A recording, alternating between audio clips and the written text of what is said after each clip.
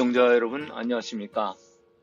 영상을 제작할 때 꾀를 피워 AI로 만들 수도 있습니다. 그러나 힘들더라도 직접 자료를 찾고 녹음하는 것이 구독자님들께 보답하는 일이라고 생각합니다.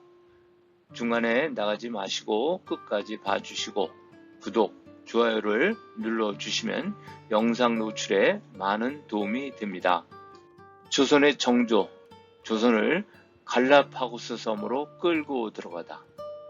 흔히들 세국 정치를 이야기할 때 흥선대원군을 논하지만 실은 그보다 앞서 정조 임금부터 이야기해야 합니다. 성리학은 조선의 유전자를 바꿔 놓았습니다. 그 이상한 유전자가 정조에게도 생겼습니다. 정조는 규장각을 설치해 학문 연구 및 정책, 자문 기능을 강화했고 학자 등용, 서적 간행, 문예 진흥 등을 통해 조선 후기 문화 전반의 발전에 기여했다고 교과서에 쓰여 있습니다.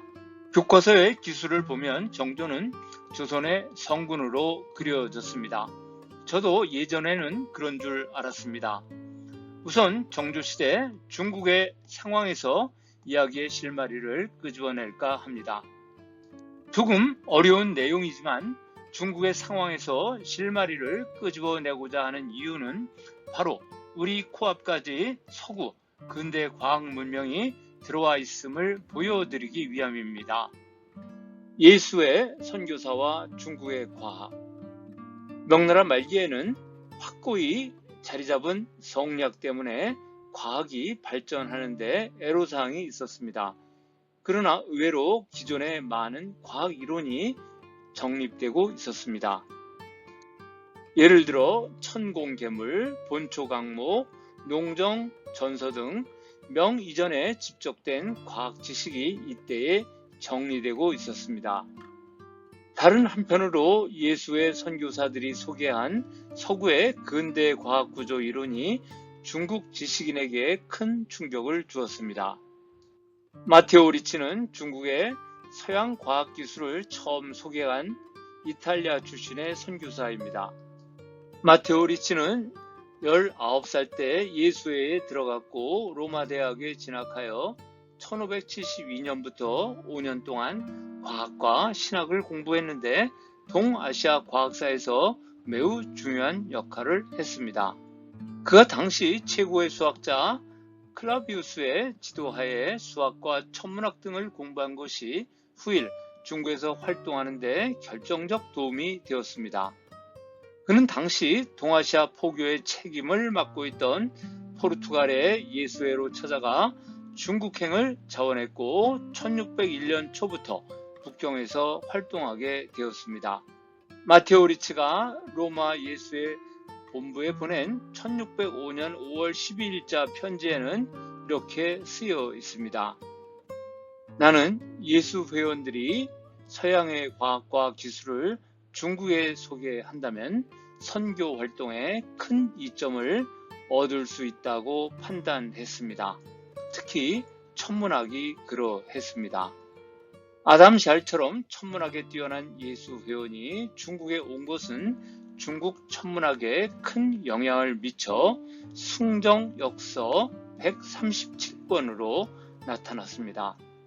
숭정역서는 1629년 숭정 2년부터 5년에 걸쳐 명나라의 서광계 이지조 이천경의 관장 아래 슈레크, 로오, 아담샬 등 예수의 선교사들이 참여해 서양의 천문학 지식을 번역한 것입니다.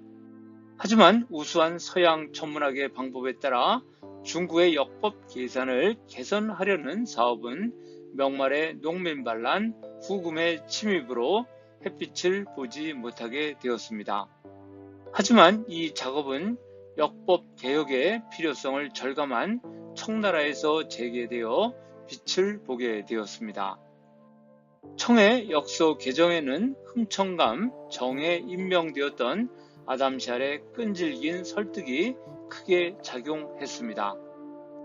이렇게 하여 예수의 선교사들은 청초에 숭정 역서를 재편하여 서양 신법 역서 103권을 완성했습니다.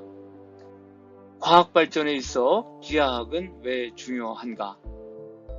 명나라 이전 원나라 때인 13세기 말에 페르시아어로 된 프톨레마이오스의 지리학과 유클리드의 기하학 원론이 이미 황실도서관에 들어왔지만 주목을 받지 못했습니다. 그 후 마테오 리치가 15권의 기하 원본을 가져와서 서광계와 함께 6권을 번역했으나 그 후 청대의 나머지 9권이 번역되어 나왔습니다. 서광계는 기하학 원론에 대해 수학의 근본이며 이 책이 번역되지 않은 한 다른 책의 이해가 거의 불가능하다. 100년 뒤에는 모든 사람이 이 책을 배우게 될 것이다 라고 극찬했습니다. 그는 기하학 원론의 이론은 모든 과학기술의 기초이며 천문학, 기상학, 측량학, 수리학, 음악, 군사공학, 건축, 기계, 의학의 영역에 대단한 영향을 미쳤다고 했습니다.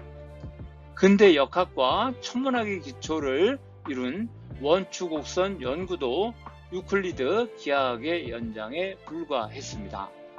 아폴로니우스의 원추곡선론 487개 명제는 거의 모두가 유클리드 기하학의 10개 공론에서 도출된 것입니다.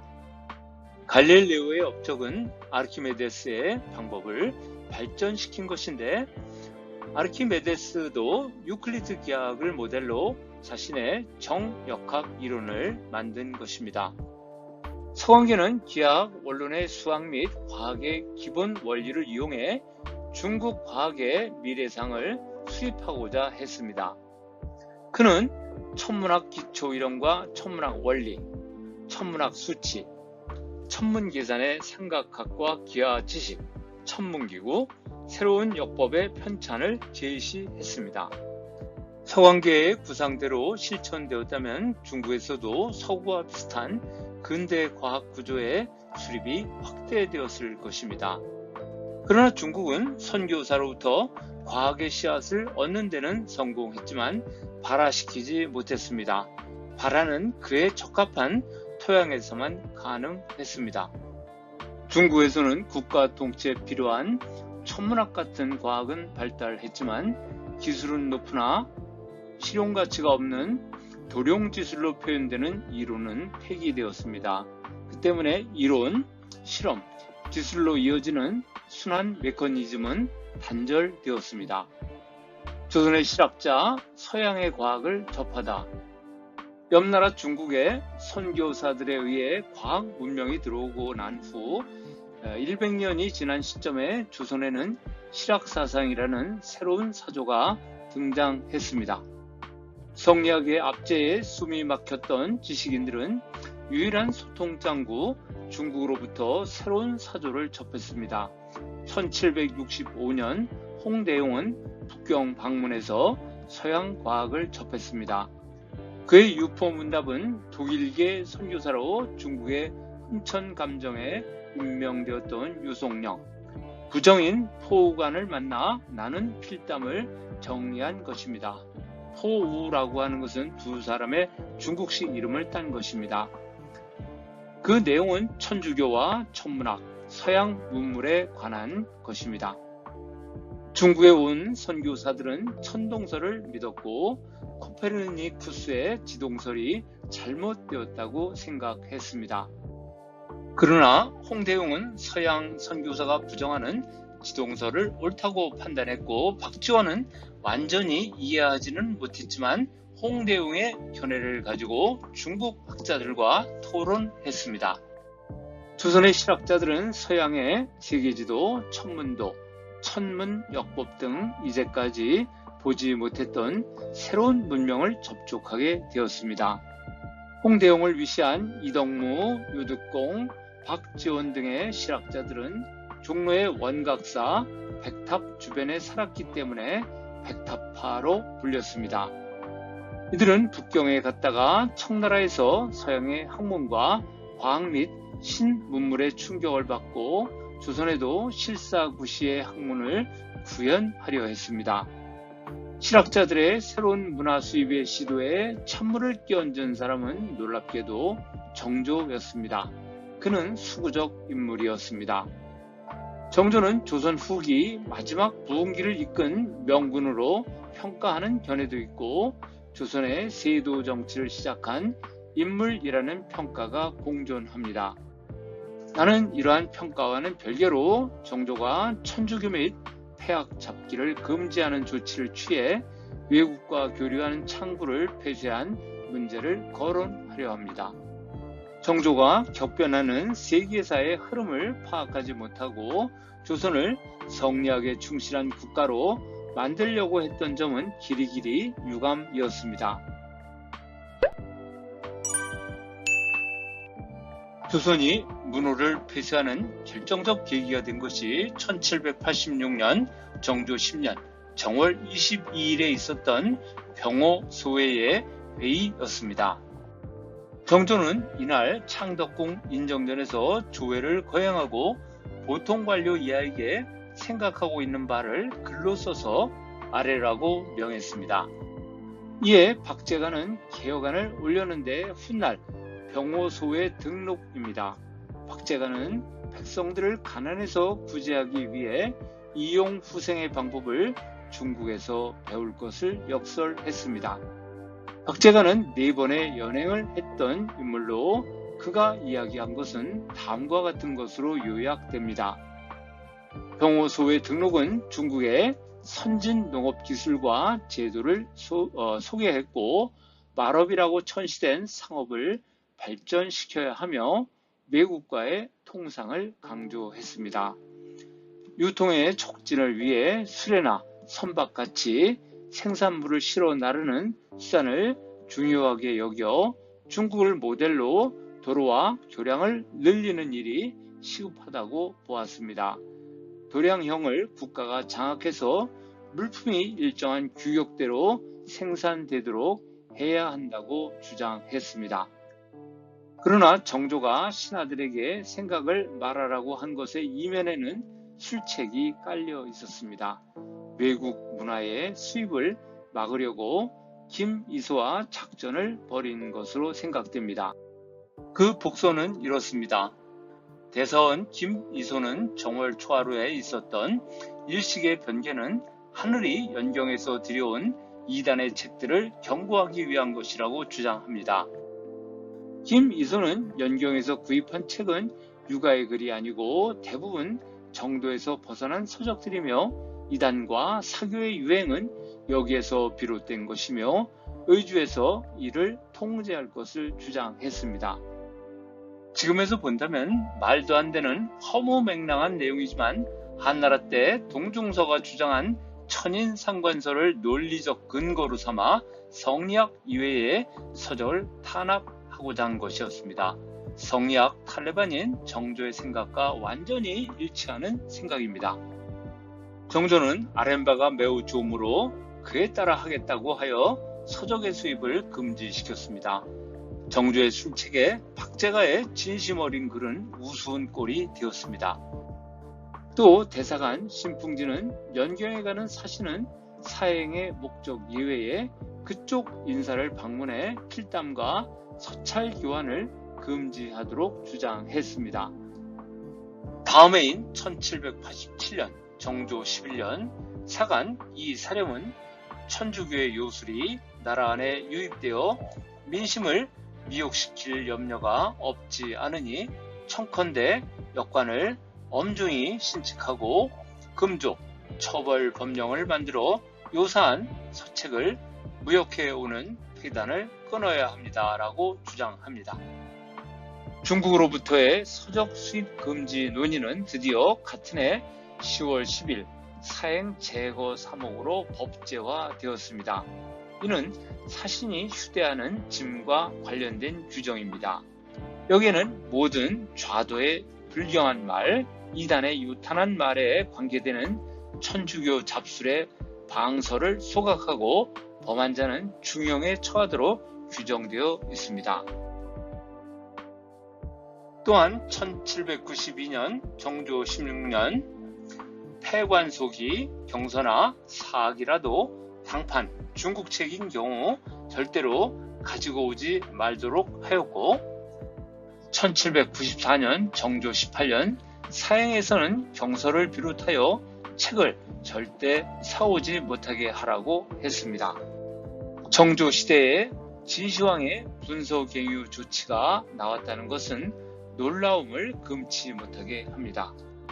진시황의 분서갱유에서는 사관에서는 진나라 역사서가 아니면 불태운다는 것이 정조 때는 성리학 이외의 책은 소각한다로, 진시황 때 시서 백가호를 소장한 것은 불태운다는 내용은 천주교 폐관 소기를 불태운다로 되어 있고, 진시황 때 시서를 논하는 자는 기시에 처한다는 내용은 정조 때는 중형에 처하고 사신은 엄히 다스리며 서장관은 그 지방에서 만부에 정배한다로 되었습니다.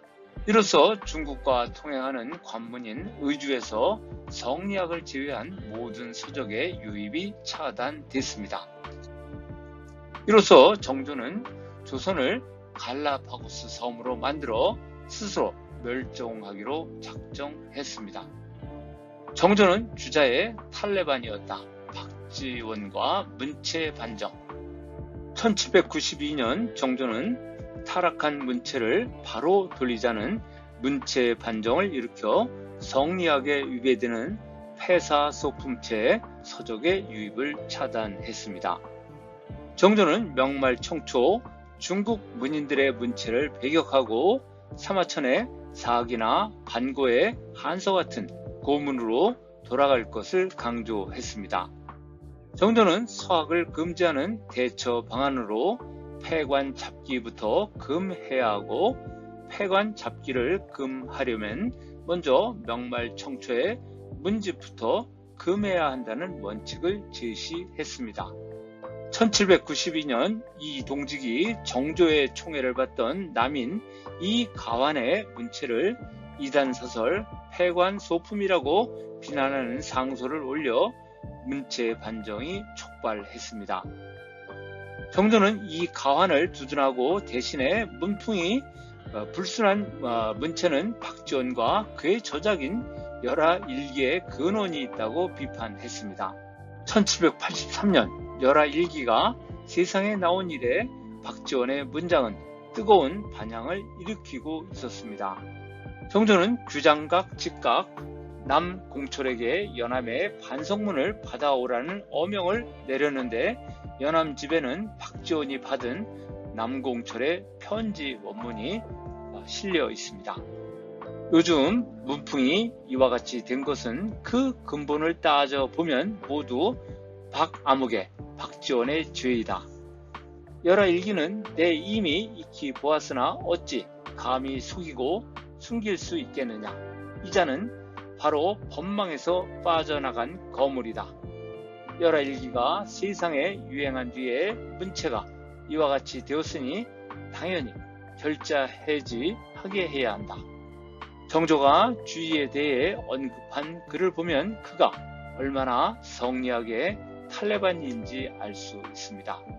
주부자의 문장은 하늘 같고 땅 같고 바람 같고 구름 같으며 권도와 정도를 적절하게 쓰고 천재의 기운을 닫았다 열었다 할 수 있는 큰 역량을 소유하여 5개의 누추함을 완전히 씻어버리고 1000명의 대군을 깨끗이 물리치며 그 맛이란 고기를 씹는 맛이요 그 용도는 배나 비단처럼 쓰여져 그 글을 읽노라면 마음이 상쾌해지고 맑아져서 마치 증점의 비파 소리와 안자의 거문고 소리를 듣는 듯하다. 그리하여 한번 책을 펼쳐 들면 종묘와 백관을 본 듯이 훌륭하고 장엄한 것이다. 정조는 극도의 찬사를 동원하여 주의를 칭송했습니다. 이러한 모범생의 눈에 다른 학문이 보였겠습니까? 조선의 갈라파고스화를 주도한 정조는 성리학의 트랩에 빠져버린 인물입니다. 결국 이 조치가 서구 문명을 흡수하는 통로를 스스로 끄는 것입니다. 정조는 한 번도 한반도를 떠나보지 못한 우물한 개구리였습니다. 이웃한 중구의 주의를 그렇게 칭송하면서도 중구에 들어온 학문에 대해서는 알지 못했습니다. 오직 주공시대로 돌아가고자 하는 논리를 펼쳤던 공자와도 비슷했습니다. 서구 문명에서 어떤 일이 일어나고 있었는지는 다음 시간에 말씀드리겠습니다.